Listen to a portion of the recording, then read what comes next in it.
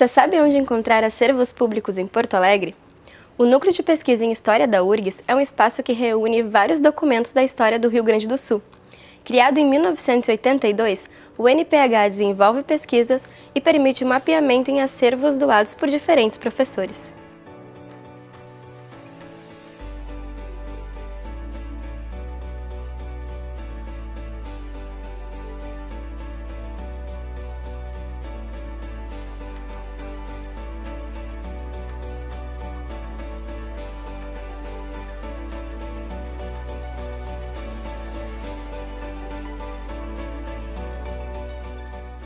O NPH, como Núcleo de Pesquisa em História, ele tem início, na realidade, ele vem de uma experiência anterior, criada pelo professor Dante Laetano, que era o Gabinete de Pesquisa em História, nos finais de 70. O NPH começou a partir de 1982, num projeto de pesquisa de algumas colegas aqui do Departamento de História da URGS, um projeto sobre industrialização no Rio Grande do Sul. Elas recolheram material de pesquisa e fizeram pesquisas, várias linhas de pesquisa, principalmente vinculadas ao processo, às origens do processo de industrialização no Rio Grande do Sul e do movimento operário no Rio Grande do Sul, no período final do século XIX e início do século XX. Quem trabalha aqui, atualmente, nós temos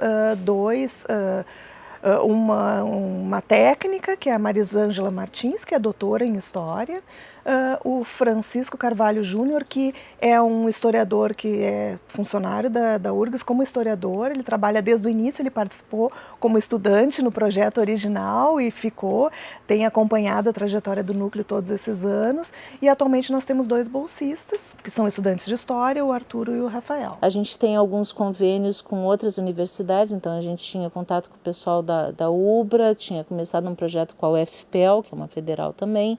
Agora, assim, eu vejo comunidades, assim, ou escolas que também poderiam aproveitar, não tem isso, né? A importância está no fato de que tem um local que reúne condições de pesquisa. Pode não ser as ideais, mas reúne condições de pesquisa.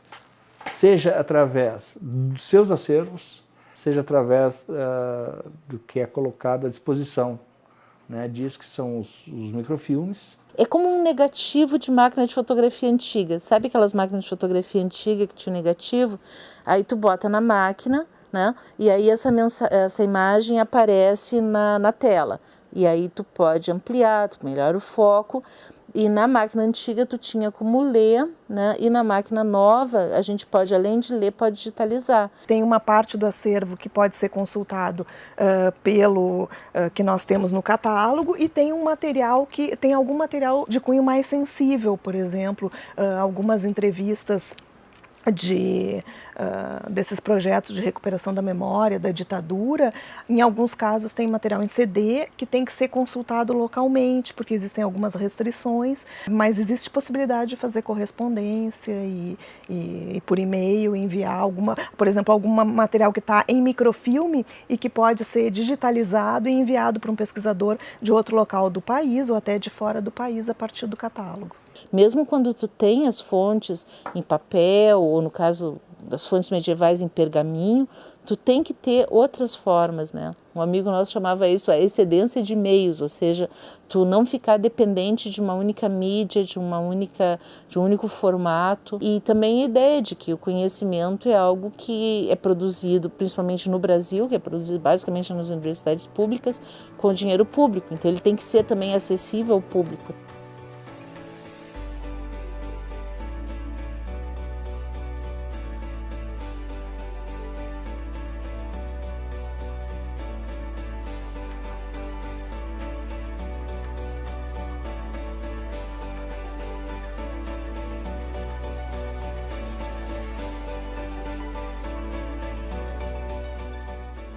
Nós temos eventos de extensão, com palestras dirigidas para a comunidade, nós temos eventos de debates, e aí os eventos normalmente eles ocorrem dentro dessas temáticas que os professores aqui do Departamento de História da URGS desenvolvem em conjunto com o núcleo ou dentro do núcleo. Nós temos oficinas de pesquisa voltadas para os alunos do curso de História, e nós somos campo de estágio também para vários alunos do curso. O estágio, o aluno vem aqui e a gente apresenta para eles um acervo que esteja com o trabalho de higienização e organização em andamento, e ele vai fazer esse trabalho de higienização, catalogação e organização do acervo para cumprir a carga horária do estágio.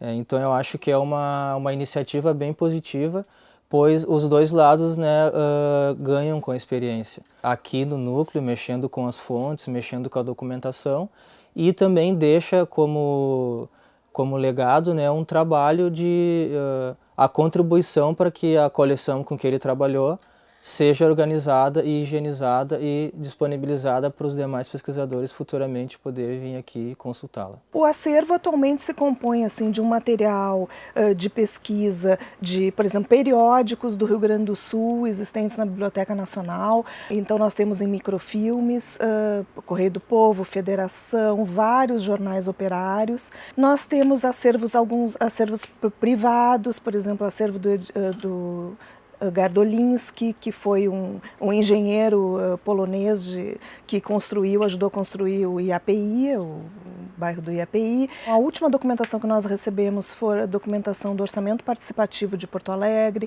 Nós temos acervo sobre a Internacional Comunista no Brasil. Nós temos o acervo do CDS, seria o Centro de Documentação do Sindicalismo, do professor Antônio Davi Catani, aqui da Sociologia, que, como o nome diz, documentação sobre o sindicalismo, é um rico de um acervo porque tem inúmeros materiais, né? Seja fichas catalográficas, seja material físico, como jornais, principalmente jornais que se colocaram contra a ditadura, né? Fizeram parte da resistência ao golpe de 1964. Outro acervo que é resultado de um projeto de pesquisa tocado pelo NPH foi o Marcas da Memória. O projeto Marcas da Memória foi coordenado pela professora Carla Rodegueiro, que é professora aqui na URGS, e foi feito em parceria com o Ministério da Justiça e com a Comissão de Anistia.